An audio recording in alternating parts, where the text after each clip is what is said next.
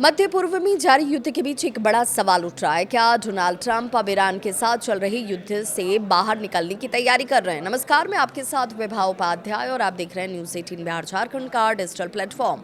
अमेरिकी मीडिया के रिपोर्ट्स के मुताबिक ट्रंप के कुछ सलाहकारों ने उन्हें सुझाव दिया है कि अमेरिका को इस युद्ध से बाहर निकलने की रणनीति यानी कि एग्जिट प्लान पर काम शुरू कर देना चाहिए।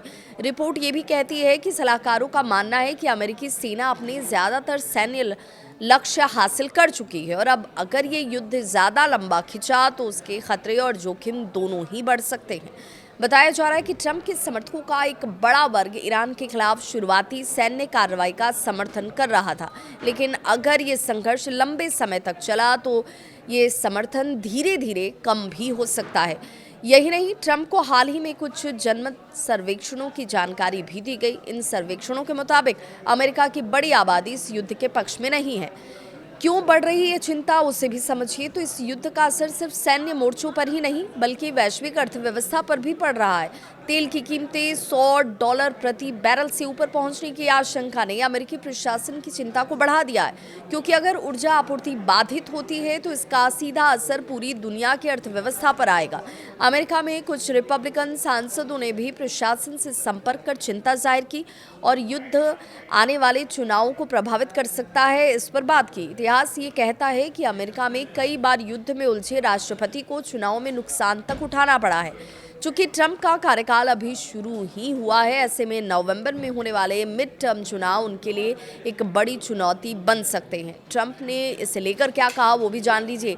तो हाल के दिनों में मियामी के पास अपने गोल्फ क्लब में रिपब्लिकन सांसदों से बातचीत करते हुए डोनाल्ड ट्रंप ने मध्य पूर्व में अमेरिकी सैन्य कार्रवाई को सीमित अभियान बताया। उन्होंने संकेत दिया कि युद्ध ज़्यादा लंबा नहीं चलेगा, लेकिन साथ ही उन्होंने ईरान को कड़ी चेतावनी भी दी।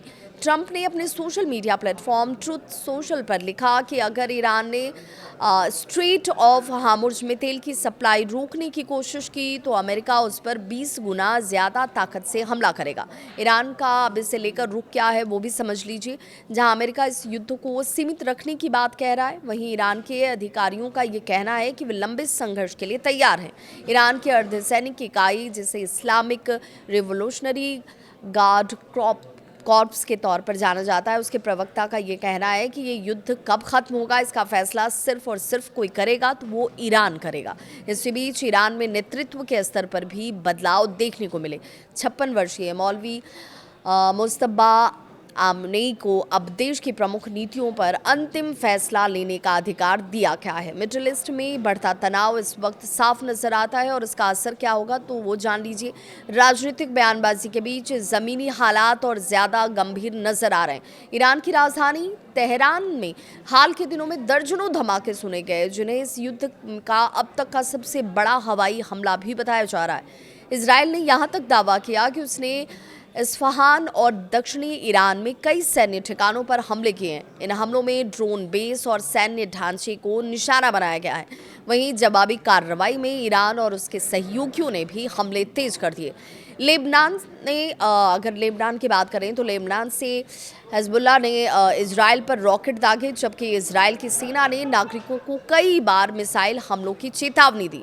दुनिया पर इसका असर क्या होगा, ये सबसे बड़ा सवाल है और इस सवाल का जवाब भी जानना ज़रूरी है। तो इस पूरे संघर्ष का असर वैश्विक ऊर्जा बाजार पर इस वक्त साफ दिखाई दे रहा है। ख़ास तौर पर स्ट्रेट ऑफ हॉर्मुज़ पर तनाव बढ़ गया है। ये वही समुद्री रास्ता है जिससे दुनिया के करीब 20% तेल की सप्लाई गुजरती है। अगर यहाँ सप्लाई प्रभावित होती है तो पूरी दुनिया में तेल और गैस की कीमतों में भारी उछाल संभव माने जा रहे हैं। अब सबसे बड़ा सवाल ये कि क्या अमेरिका इस युद्ध से जल्द बाहर निकल जाएगा या फिर मिडिल ईस्ट का ये संघर्ष और बड़ा रूप ले सकता है। इस पर आपकी क्या है राय, ज़रूर साझा करें कमेंट सेक्शन में अपनी राय के जरिए।